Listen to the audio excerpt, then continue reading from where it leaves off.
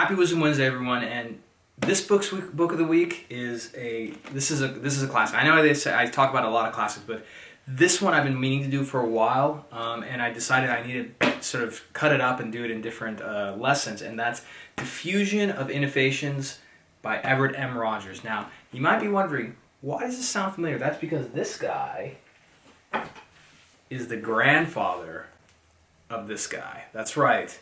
Crossing the Chasm takes the classic research and knowledge from this book and distills it down into Silicon Valley talk. But when it comes to diffusion of innovation and technology adoption, this is your go-to. This is your grandfather. You're welcome, America. Now, I wanted to do this book this week because a couple weeks ago I wrote an article that I like to think went a little viral.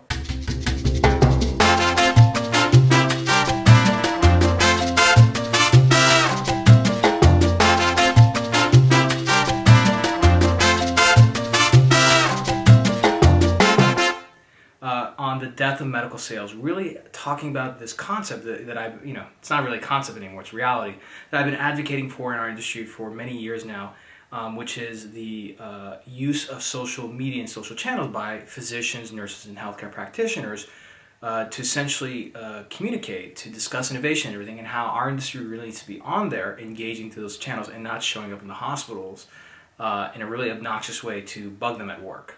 And so from this book to this week, what I want to focus on is a lesson on the use of social networks and, more importantly, the role of key opinion leaders, which many of us know, but I bet you don't know the foundational principles about that. And so to cover that, I want to go back into 1954 in this classic case study by Pfizer that focused on the diffusion of innovation with a drug called tetracycline. Right? Now, of course, like most marketing people do back then in the 50s, Pfizer wanted to know if the ads they were placing for this drug was actually driving adoption of its new drug, right? And so they gave the study to a group of researchers at Columbia, and these researchers, they're sociologists, they decided to focus it more on interpersonal networks, right? And thank God they did, because we ended up with this fantastic case study. And if you're interested in learning the details of that case study and the details of this book, I actually recorded a podcast on this, so check the comments below for the link. But essentially what the study focused on was physicians in 4 different cities that made up about 70% of the prescribing population for this one drug, right? And I not only focused on these 4 physicians, or 4 cities and physicians, they also focused on the network of these physicians to understand how did they adopt this drug based on their prescriptions that they filled out for the pharmacy. And what they found was 3 really interesting things, and it illuminated a big thing, especially back in the 50s. With the doctors, they found that innovative doctors, they had 3 aspects to them. 1, they attended more medical conferences. 2, they had a social network that was outside of their just local region.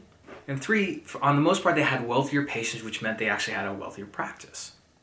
But the biggest thing that it illuminated was that there was this influence of interpersonal diffusion networks. I know we all know this technology adoption curve, which is the bell-shaped curve from Crossing Chasm. But if we look at this S-shaped curve when it comes to technology diffusion, right, they're more or less synonymous, right? This part where it really starts to take off is actually the influence of key opinion leaders to their interpersonal networks. That's why you see this huge rise, because those individual opinion leaders start to influence masses of people, and that's done through an interpersonal network. Now, as the old saying goes, if you forget your past, you're doomed to repeat it, and in a way we're kind of doing that now, because a lot of marketers forget about this old theory, which is the hypodermic needle theory. The hypodermic needle theory says that essentially mass media is able to inject passively an idea into the brains of the population to influence them to adopt certain things, whether it's technology, ideas, voting. And we've seen this make its influence in history in some really big cases. It's the Hearst newspapers in influencing public support for the Spanish-American Wars. Nazi leader Joseph Goebbels in using a propaganda system to influence World War II. And of course, a classic example popularized by the Man TV show, which is Madison Avenue advertising agencies influencing both consumer and voting decisions of the public. Mass communication pioneer at Columbia, Paul Lazarsfeld, and his colleagues found that this model was just too mechanistic and it was too simple, too gross. Like there was more sophistication, subtle nuances to influencing people than just that. That's why they amended it to this 2-step model, right? And here's the key. Step number 1 is informational. The media transfers information to opinion leaders.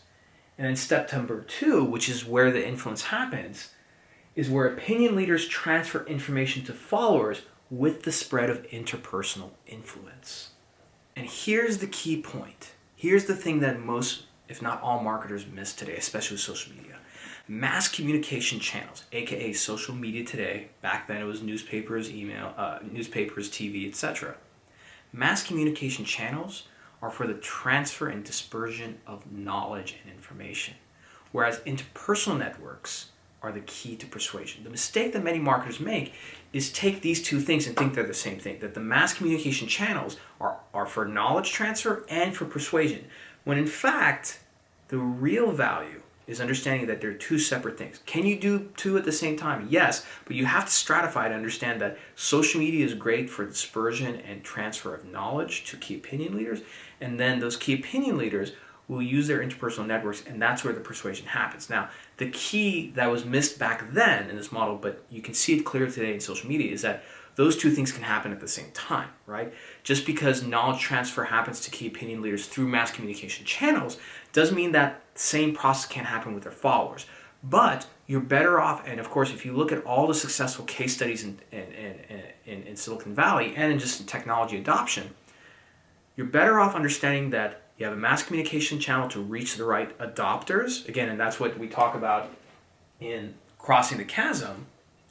And then if you reach the right adopters and the right segments of the population, they help essentially spread that innovation, right? Because then they start influencing the common person or the common physician, someone in their network to start readily adopting, right? And that's when you see this hockey stick curve, because then now you have key opinion leaders adopting and influencing, and of course, normal followers who may not be key opinion leaders, but they still adopt, and of course that mass adoption starts to influence the population. Here's the last thing I'll share with you about that Pfizer study on tetracycline. They wanted to understand who was really innovative, so they looked at isolated physicians, right? Those who did not really have much of a social network, and those who were non-isolated. The isolated physicians took 9.5 months out of 17 to adopt, whereas the non-isolated physicians took only 7. And the conclusion that was reached from that is that being innovative meant being connected. And I think the same model has evolved into social media, so you can start getting an idea of innovative physicians based on not only who's connected, but who's widely connected and engaged in influencing a larger audience. And you can see this in real time on LinkedIn and especially on Twitter. So that's the book of the week. I highly recommend you go out and get it. Check out my podcast below. I wrote an article about this for you to read as well. That will dive deeper into the details of it, so hopefully this will be something that you find valuable. If you do, please share it and be sure to subscribe. That's the book of the week. Happy Wisdom Wednesday. And as always, I'll see you next week. Bye for now.